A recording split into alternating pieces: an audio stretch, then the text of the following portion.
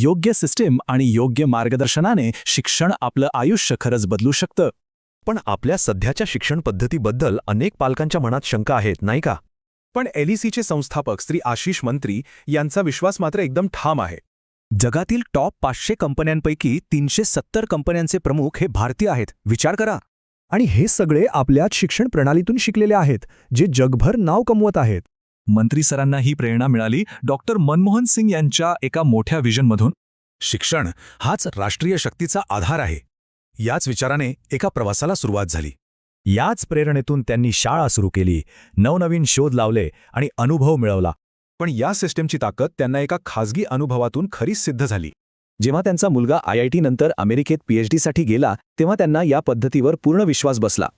आणि याच व्यावसायिक आणि वैयक्तिक अनुभवातून LEC स्मार्ट एज्युकेशनचा जन्म झाला.